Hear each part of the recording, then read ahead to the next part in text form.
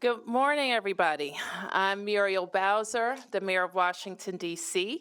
I am joined today in the John A. Wilson Building by members of my public safety team, Deputy Mayor for Public Safety and Justice Lindsay Apia, and the Chief of Police, Robert Conti. Let's hear it for Robert Conti. I want to start by thanking Chief Conti for 33 years of exceptional service to Washington, D.C.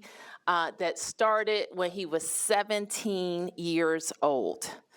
He is an example of excellence in policing, as well as a story of resilience. A kid from Washington, D.C., who grew up in Carver-Langston, decided in 1989 to sign up for the MPD cadet program.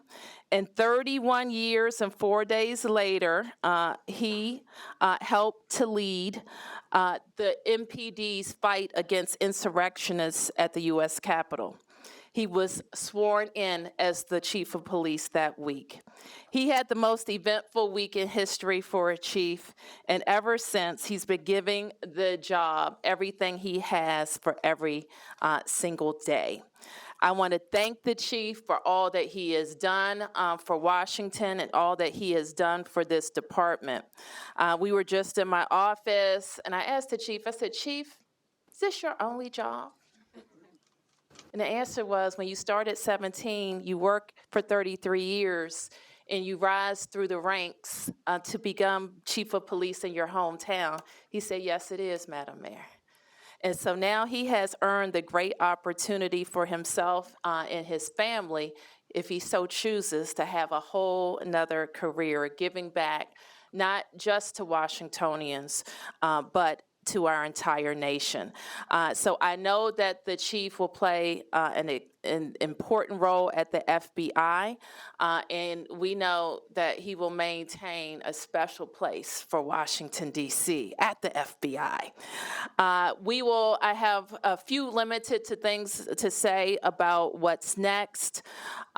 We will be launching a nationwide search for our next chief. We also know the MPD is in good hands because the chief has a motto that excellence is transferable. So we know that he is leaving behind a capable leadership team that is ready to serve at the highest levels for MPD. We also know that the chief is the chief as long as he's the chief, and we are continuing to talk about our preparation for the coming weeks and coming months for keeping our city safe. And part of what the chief wants to talk about today our focus strategies, not just for the summer, but leading up to the summer, about how we can deploy what we know are diminished numbers of officers. Unfortunately, MPD is at a historic low in terms of staffing. We continue to do everything possible as it relates to recruiting the best of the best to serve at MPD, but that also includes making sure we have a policy in this environment in the city that is conducive to attracting and retaining the best of the best. We focus on the entire ecosystem of public safety. One part of that is the Metropolitan Police Department, but the other agencies of government, our federal partners, contribute to our safety as well. I will host a Public Safety Summit on May 10th among our public safety ecosystem to talk and look very candidly at all parts of that system and ask ourselves, what could we be doing differently to make sure we're keeping our city safe? We also intend to introduce a piece of legislation to the council, having talked to all of our partners about where we think there are gaps in the law that need to be addressed.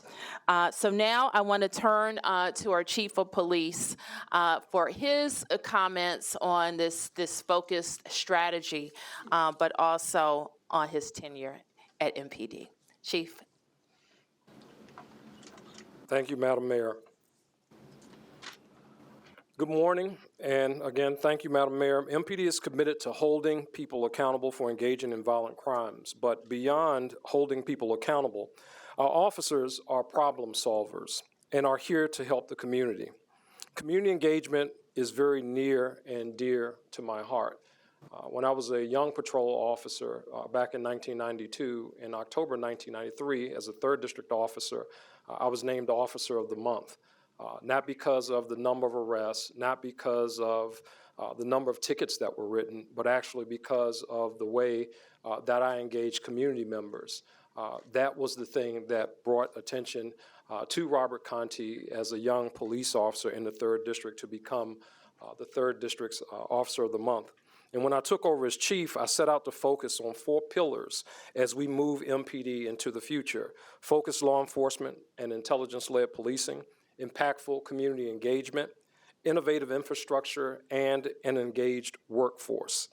In addition to the summer crime initiatives that we've done year after year, and we've been certainly focusing on these things, but a year ago we launched our Community Focused Patrol Unit, which are mountain bike officers riding mountain bikes in communities and are directly interacting with community members and solving problems, and have made significant impacts across the city.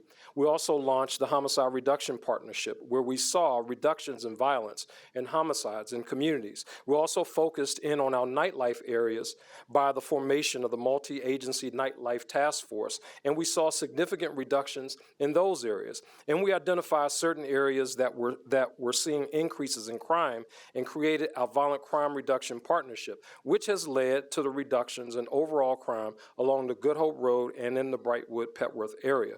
With those efforts, last year we saw a 10% reduction in homicides, a 7% reduction in violent crime, and a 4% reduction in overall crime. And starting on Monday, we're continuing to build on that with the launch of our Focus Patrol and community engagement strategy. We are utilizing data to identify areas in our city most impacted by crime and tasking officers to spend time being problem solvers. But this isn't putting someone standing on a corner to deter crime or officers just writing tickets and making arrests. This is about officers getting out of their vehicles and engaging with the community by being problem solvers, talking with community members to identify issues, checking in with businesses and apartment complexes, reporting quality of life issues to 311. In the past, our summer crime initiative would take officers from across the city and put them in specific areas to increase their presence. This is different. This is intentional community-focused policing in all quadrants of the city. We're tasking our patrol officers from each patrol district to be aware of the area concerns, having those officers get out of their cruisers and intentionally spend time in those areas, track the impact they're making, and utilize data to track progress. As a department, we are going to constantly review the data and assess these areas. This is a new look of policing where we are constantly evolving, making tweaks, and letting the data prove our progress. I am confident that this continued focus on impactful community engagement and focused law enforcement efforts, along with the assistance from the community, will lead to a reduction in crime. And some people may ask, well, wow, things seem like, we're having this or having that. Well, I look at crime stats every single day, and I just happened to look today at where we were this time last year on this day when we, not long after the meeting had launched our nightlife task force. And just as a reminder, on this day, we were showing a 25% increase in violent crime on this day last year, a 54% increase in robberies on this day last year, 7% increase in property crimes, and 9% overall increase in crime. And I vowed to the mayor, I vowed to the residents of the District of Columbia, and I vowed that with this command staff that we will work to reduce crime. And that's exactly what we did by the end of last year. We reduced crime in our city. And after reducing crime in our city, we look at where we are now. These numbers where we are right now, while they can be disheartening, it is a problem when people are still fearful in their neighborhoods. And we want to focus in on fear in neighborhoods. And by making sure that our officers are out in communities, engaging members of the community, doing things that are impactful to community members, I think that we will continue to see reductions in crime. So that's it for the official statement, and I just kind of want to transition a little bit and talk about my departure. Serving as chief of police of the Metropolitan Police Department here in our nation's capital, again, has been the highest honor. When I started in this role as chief, I stood before our communities, bared my soul, and told my story. All of us have stories. I talked about my father, and my father being drug addicted for the majority of my childhood and even into my adult life and rise through the ranks on the police department. I talked about my family. We're not perfect or anything like that. Just a little kid from Carvateras who happened to dream, who happened to be inspired by some people and dared to do something that might be impactful in this community. Am I perfect? Absolutely not, by any stretch of the imagination. But it is my highest honor to be able to serve the residents in the District of Columbia in the capacity that I have for the last 33 years of my life. Sacrifices to my family, sacrifices to my extended family, and just personal sacrifices. I saw a news report yesterday, mentioning, that I had some health challenges. That was true at some point. I don't have any health issues now, thank God, and I am so thankful that this is a move that I have decided to make for Robert Conti. I have decided to make this move, in addition to it being for Robert Conti, but to inspire young people all across our city. A kid from Carvateras to rise up to be the chief of police and now an assistant director of the FBI, that's going to inspire some kids. Ask me how I know. I think about how we expanded our police cadet program under my tenure and with the mayor's support, where we have expanded our police program to now have 118 young people, majority of them from Ward 7 and Ward 8.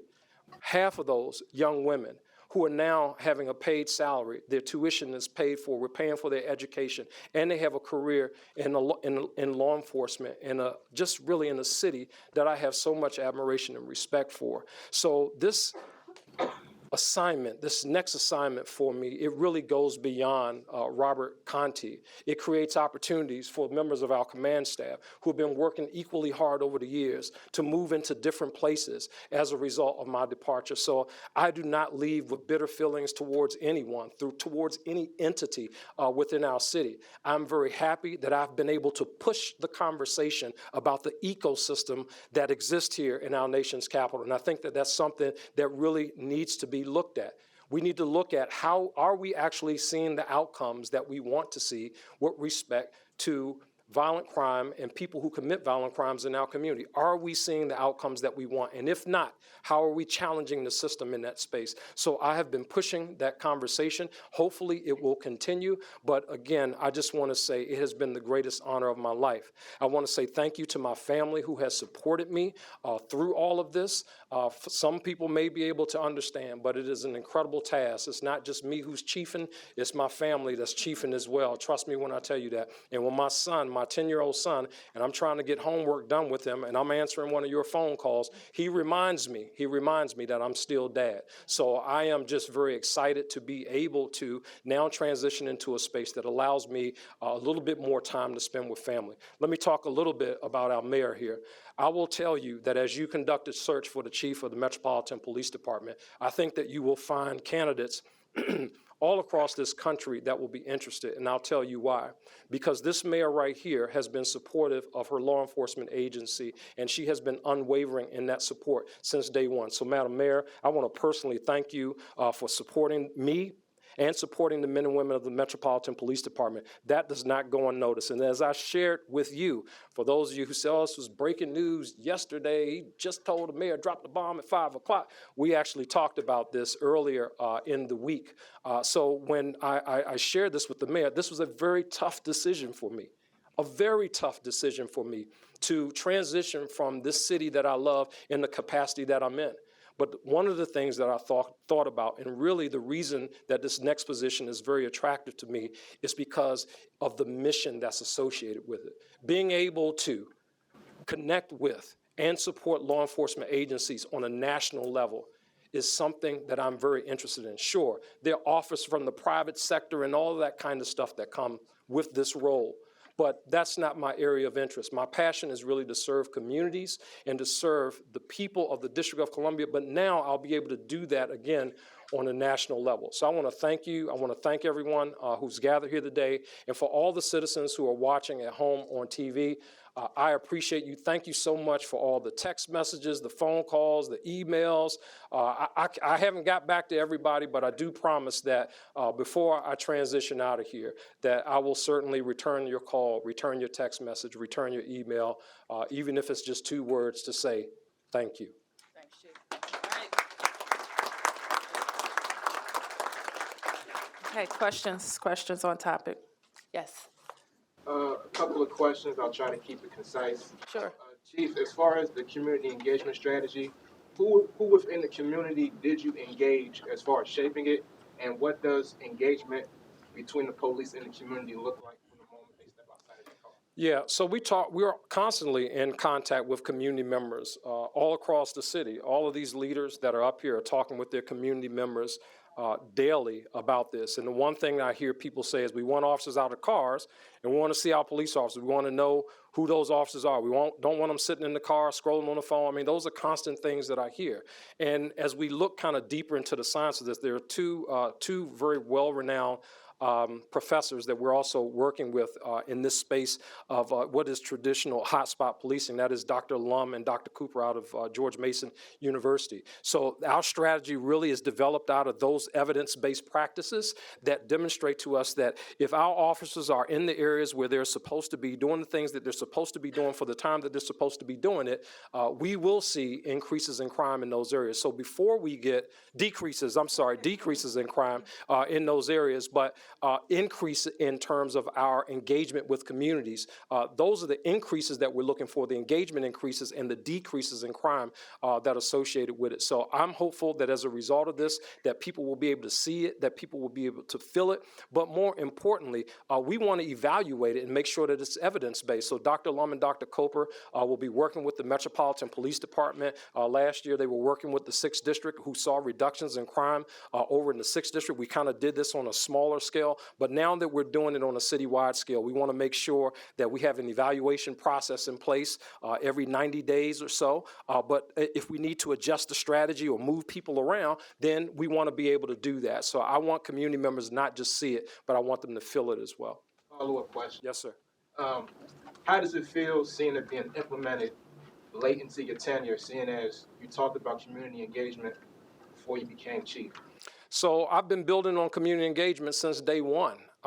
This is just another part. We started out, we've been doing summer crime initiatives. We went from doing summer crime initiatives where we experienced decreases in crime to adding to that next layer where we did our community focused patrol, which was very community engagement heavy. And they're still out there right now, mountain bike officers doing the work that they do. And then the next year we built on that with our homicide reduction partnership strategy that was focused on not arrest, focused really on community and reducing crime. And they did that in those areas. And then after that, the violent crime reduction partnership, next layer focused in on Good Hope Road, the Brightwood area. So it's been we've been building on this. Every year we've been building on this. And this is just really a continuation of that promise to community to make sure that we are actually engaged in the communities that we serve. Chief, the new strategy sounds a bit like the old model of neighborhood policing that folks have been asking for years.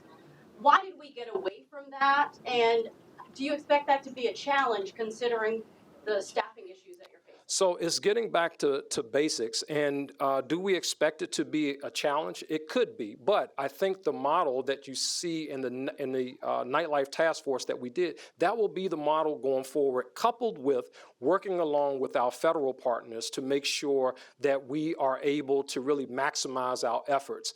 That's the important piece, right? So right now, where we are, it can't just be MPD all by ourselves. It can't just be MPD. If we're going going to be successful, we have to be legitimate in the eyes of the community. We have to be able to serve the community. We have to have other partners with us. So in our nightlife task force, as an example, where that's a whole of government approach in the various areas, I think that that's really the way. And if you look at it, if you look at the crime stats, for example, I'm sure you guys will fact check this, but you look at the crime stats from April of last year all the way through the end of last year. Once we stood up the multi-government agency task force, we had historic decreases in crime all across the board. So while, again, numbers are just numbers, it's people behind those numbers. So now we got to focus on making sure that our communities are reassured. We got to make sure that we focus on the individuals that are in the communities, because, you know, what's an acceptable number of carjackings? What's an acceptable number of homicides in any community? I would say 0 is the acceptable number. So in that space, I want to make sure that we're doing everything that we possibly can to engage all stakeholders to see safer neighborhoods. Sam? Chief, so we hear that the average big city police chief is 2 to 5 years. okay, 2 to 5 years. Yes, sir. So I want to hear what you think about that, and then to ask the question, are the increasing crime numbers among the reasons that you are leaving? No, absolutely not. As I said at the very top, Sam, I mean, we had numbers that were higher than this. Our violent crime number last year at this time was a 25% increase in violent crime and a 59% increase in robberies. That's not the way the year ended. It's a lot of months left in a year, but that really doesn't have anything to do with it, Sam. I don't know how long you've been at Channel 7. How long you been at Channel 7, Sam? 36 years. 36 years, bro. Yeah, I've been wearing these hot pants for a long time. And now it's time for me to transition on to another part of my life. I get to, wear a suit every now and again, so I appreciate that as well. But that really has nothing to do with it, man. It's really the mission, the next level for me. I'm thinking again about the kids that are in community who look at Chief Conti, and there are a lot of them that do. As a matter of fact, when I leave here, I got a kid from community that just wanted to come in and just shadow me. Just for an hour, like that means something to these kids. And to be able to elevate to the level where I am here, and then lateral move and elevate to another agency, to the FBI, like that means something to kids who look up to Chief Conti, man. And it says a lot to them. So what better time? I'm not getting any younger. I got probably less years in front of me than I do behind me. But the reality is, man, it's just a wonderful, wonderful opportunity. And as the mayor said, I get to show some special love to the city as well. Mayor? Yes.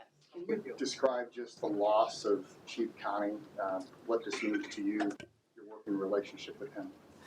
I've gotten to know Chief Conti well over the years. One of the great things that I get to do as mayor is tap people to a job, in some cases, that they've worked their whole lives for.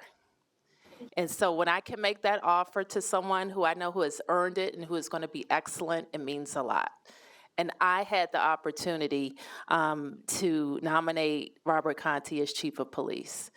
Now, I'm a DC girl, so I think being mayor of your hometown is the best job you can ever have if you're somebody like me.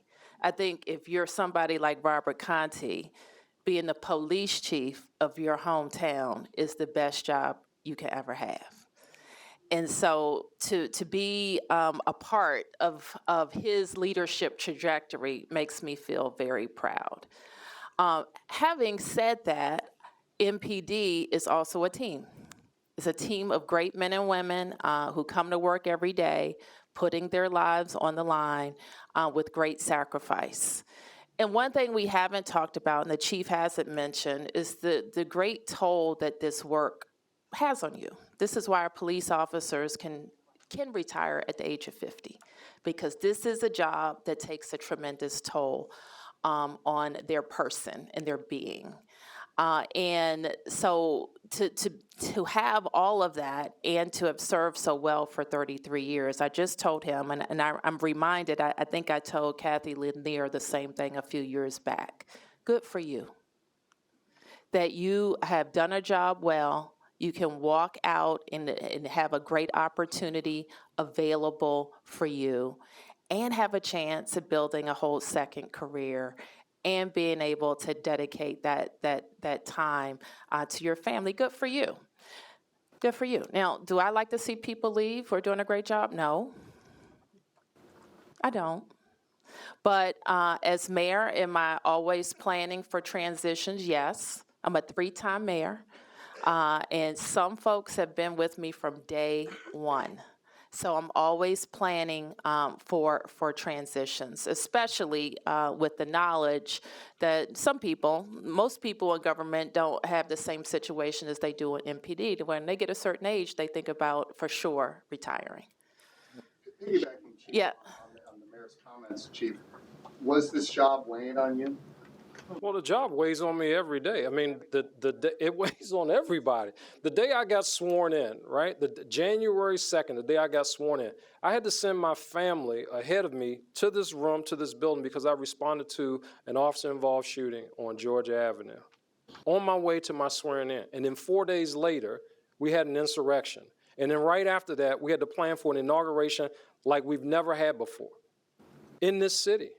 Right? I mean, those are huge things that you carry around with you every single day. I remember when we had the situation up at Edmund Burke School where I had just landed in Boston to go to a conference there, and I get a phone call just after 3 o'clock. A couple of members of my team were with me, and you get a call telling you that somebody with an automatic rifle is shooting at a school with children in it.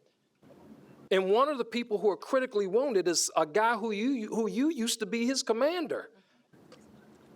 And I turn around, pack my stuff back up in my bag from my hotel room, find a flight to make it back to Washington, D.C., to get here, to be able to walk up to the microphone and say that in all of this time, the suspect has now killed himself, et cetera. I mean, like, those are not average, everyday experiences. And my God, I'll tell you, if I never have to hear another parent who lost their child screams, if I never have to hear that again, I'm okay with that.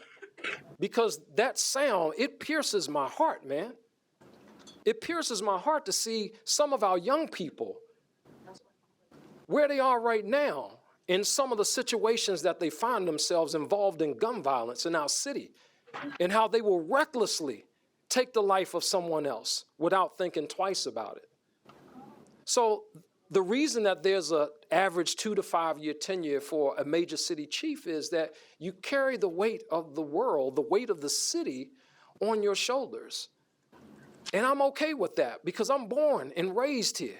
And anybody in this room from D.C. will tell you, we are some resilient people. Mm-hmm. And I think I've demonstrated that in my tenure. I'm able to leave out of here with my head high and my chest stuck out. You know why? You know why? Because I did everything that I possibly could for my city. Did I get it right every time? No. But I put it all out there. Everything that I could for my city. If one child didn't die because of something that I did, we can never count that number. If some kid don't go out and carjack somebody because of some influence that I had somewhere within this agency, some influence somewhere, some community partners in here that I've had some personal conversations with that kept situations that could have exploded down to a very small minimum level, I've done my job, and I'm proud of the work that I've done.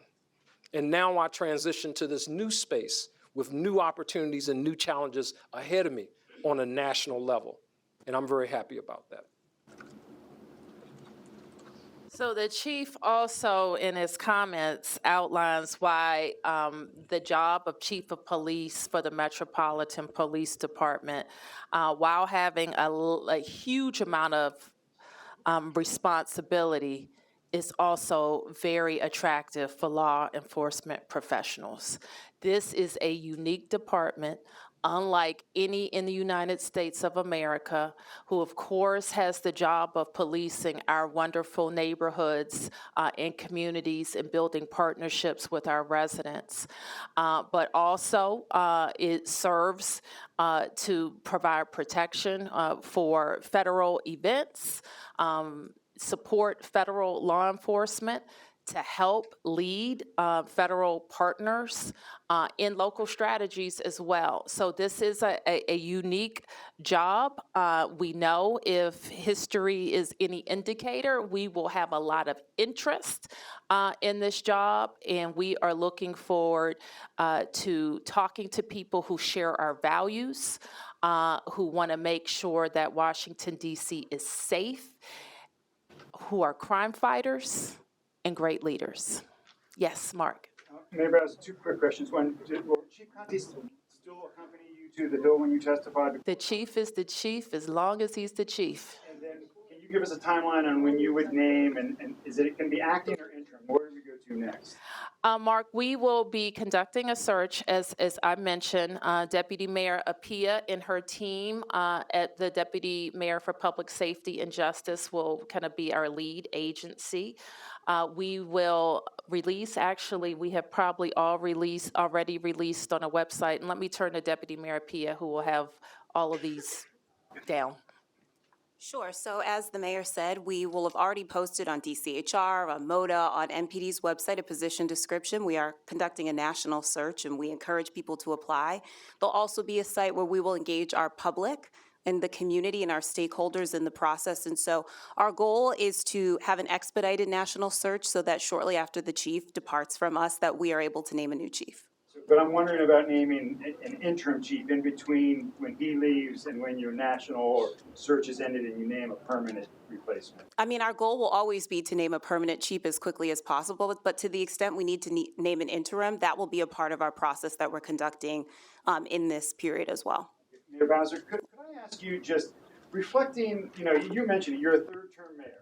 Mm-hmm. Some people have been with you since day one. Some people who were with you on day one are no longer with you. It has been a tough year for you the past 12 months in your administration. In many ways, I don't have to list all the negative things that have been in the press, but you've lost 2 deputy mayors who left not because they wanted to. You've had a congressional interference that no mayor has had to deal with in 30 years. You're now facing a huge budget shortfall in the next 3 years of your third term. Can you just kind of reflect on the weight of that? Chief Conte was very candid about the weight of being chief of police. The weight of being mayor this past year, things have not necessarily every day gone your way, and I'm just wondering if you can kind of reflect on that. Well, I have a different view.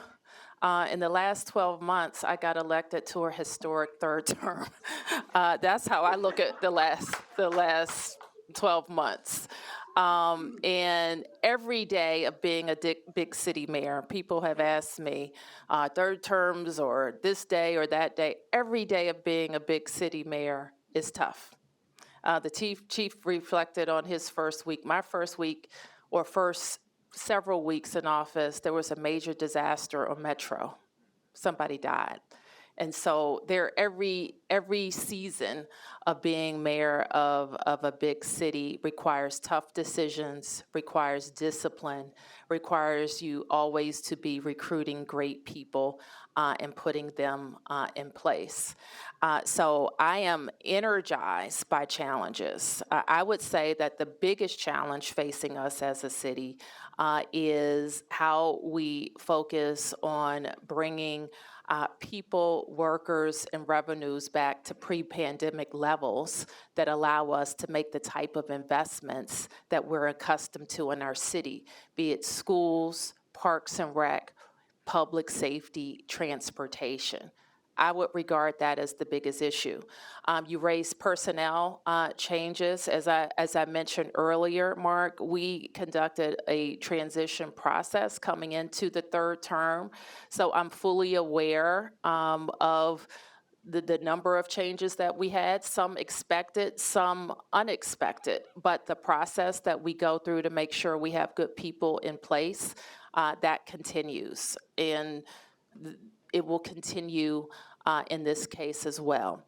You talk about congressional interference. That is, we know the political nature of that interference, and also not unexpected. We saw the signals coming to a Republican House majority were signaling for months what they might do to further their political goals in the district. So we stand ready to deal with that as well. As far as budgets go, we've had a run in this city. I've been here since 2007. We haven't had since the last recession, the 2009, 2010 area, situation where we've had declining revenues. But we are dealing with the tails of the pandemic, especially in our downtown. And we are going to be dealing with that for several years. But the tools that we have to deal with it are pretty robust. I submitted a balanced budget to the council that was fiscally responsible and sustainable over the financial plan, and I expect that we'll get there at the end of their process as well. Yep. Topic question. Okay. There's a proposal from the council to add a $2 and if it's a fee or a congestion tax to Uber and ride shares. Can you weigh in on that? Do you think, I think it's a terrible idea. can you go beyond that? I don't know all the details because the budget reports just came out, but I think any efforts to attack the downtown right now is a terrible idea. How about the case report? Terrible idea.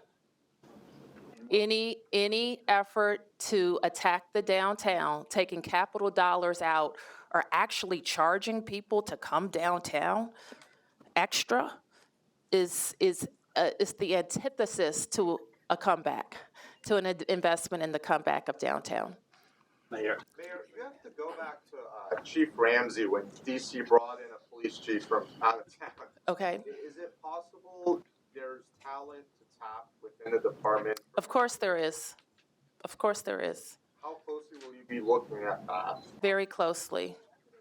What are the criteria for your next chief, for your national search? We've posted our position description, and I would commend that to your attention.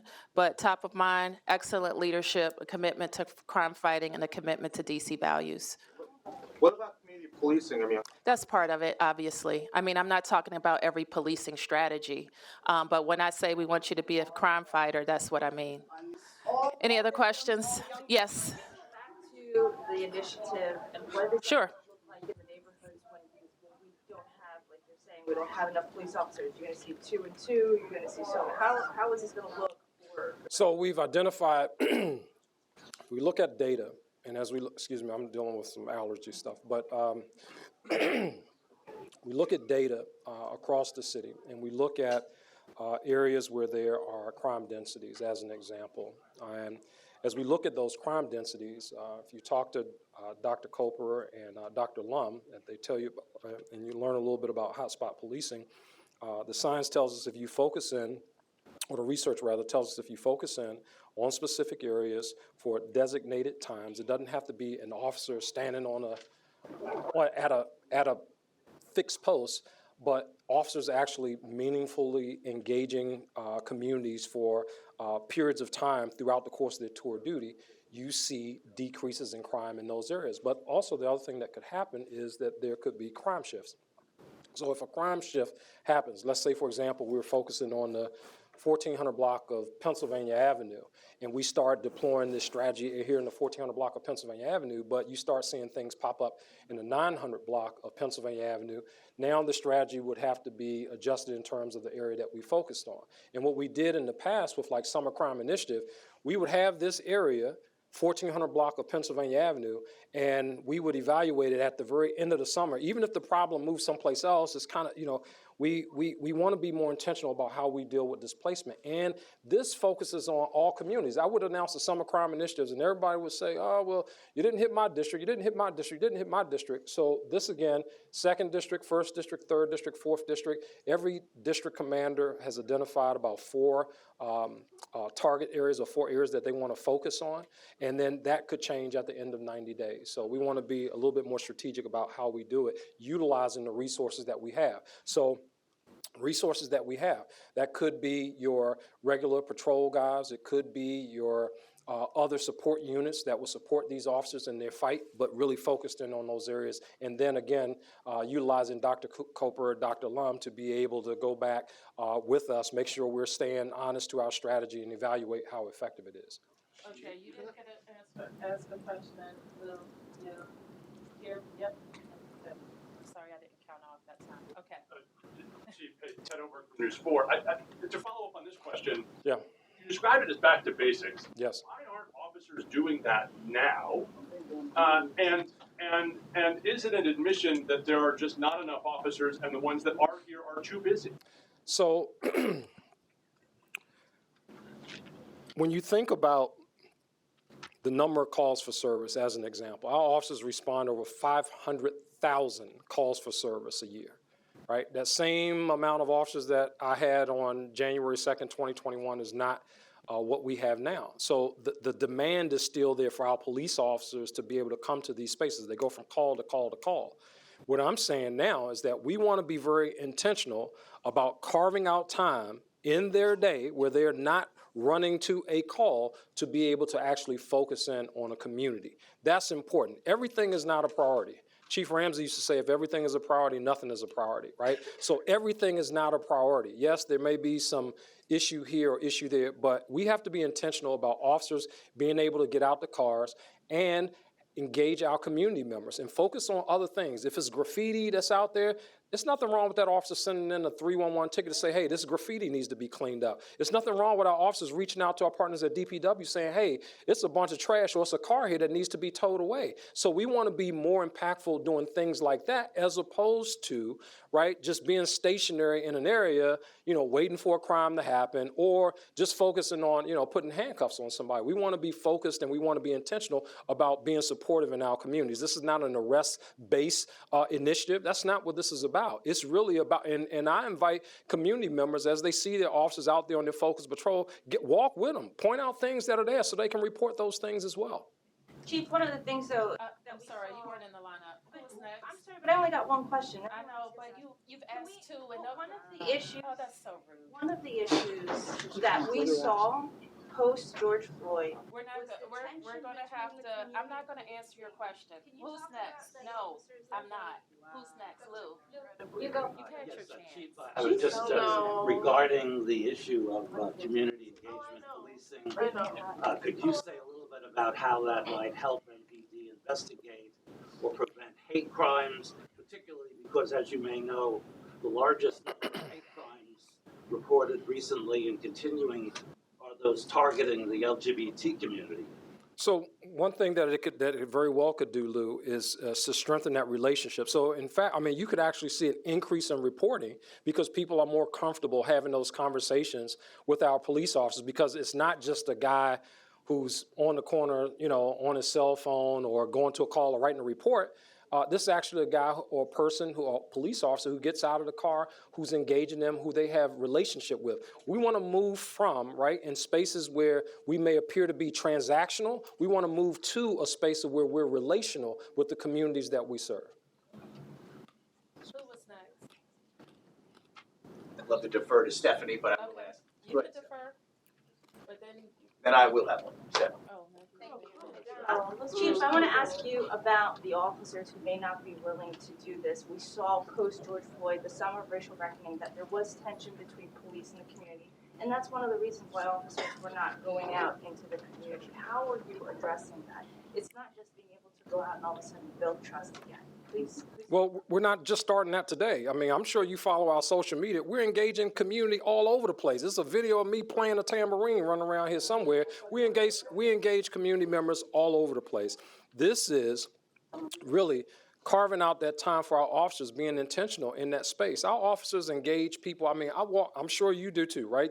Matter of fact, a couple of nights ago, we were over on U Street and Miss Ali, Virginia Ali, happened to be in Ben's Chili Bowl. So I got a chance to go in there and talk with her. She talked about, the officers that were out there on the U Street corridor. So the officers are out there engaging. We're just continuing to build on community engagement. Community engagement is not a new thing to the Metropolitan Police Department. It's just not. It's how we do it, being more strategic, being more focused, and building on really a firm foundation that has already started here. So are you finding that you're getting any pushback from officers on this? I'm not seeing that we're getting pushback from officers. When we announced our Vision 2025, we have, matter of fact, I'll tell you one of the things that we did, one of the work groups we did, one of our pillars is impactful community engagement. So we opened it up to officers to come in and be a part of the executive team to talk about strategies around impactful community engagement. 100 police officers showed up on their own time to participate in that discussion about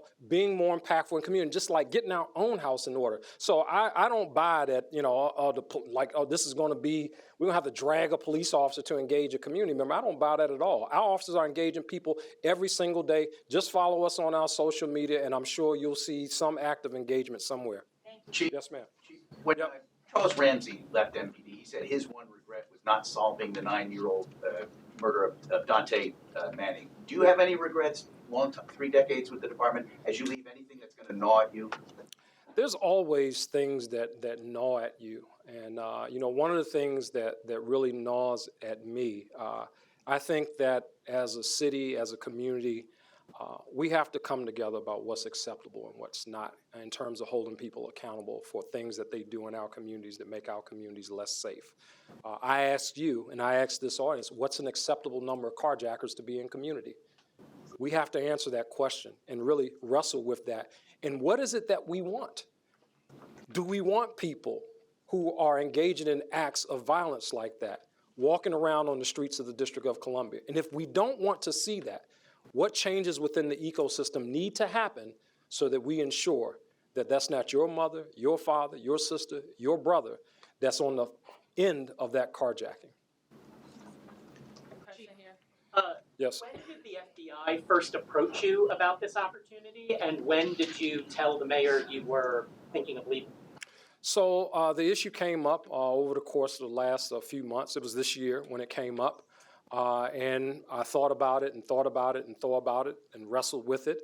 And once I really accepted the offer, which was within the last couple of days, and the mayor and I had a conversation about it, I had made no firm decisions about anything. Like I said, you get, as the chief of police, Washington is a very attractive city. You get offers from private sector. I mean, someone's always trying to recruit you or give you a business card. Hey, look, come work for us, kind of thing. You're eligible to retire. I mean, so that always happens. But specifically with the FBI, that was this year. And like I said, as immediately as when I accepted the offer, I informed the mayor on Monday about it.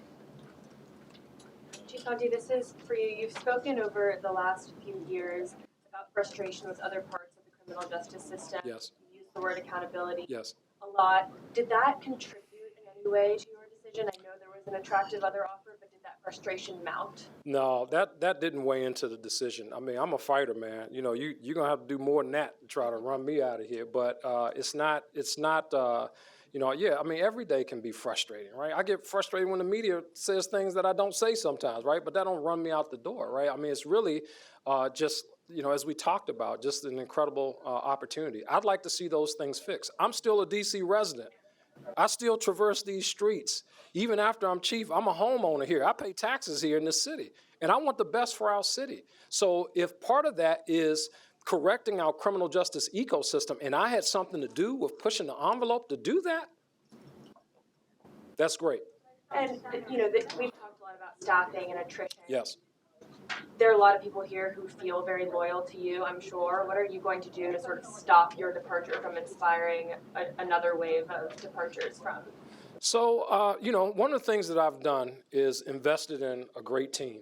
When I say invested in personally, invested in their development by trying to make sure that as the mayor makes her decision, I knew that one day I would leave. So day one, I'm starting investing in these folks to make sure that there are qualified people within the Metropolitan Police Department who might one day rise to the rank of being the chief of police.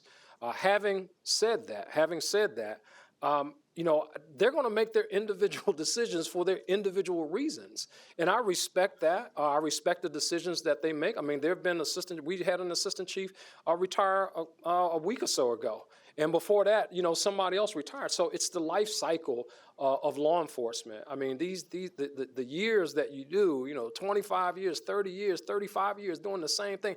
Young people today don't want to work a job longer than 3 years. I mean, they change jobs quite frequently. So to do this for as long as we have, and just kind of have the experiences that you have, you get to a point where again, it's like, you know what? now's my time. And they'll make their individual decisions about that. And I'm sure you got some very likely candidates that are standing behind me that will the mayor will strongly consider. And Mayor Bowser, did you do anything to ask the chief to stay? Did you try to get him to continue to serve as the chief of police?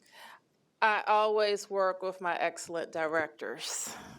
So that's all I have to say. But moda.dc.gov if you want to have the best policing job in the world. Thank you. I won't be able to do community questions today, but thank you, everybody.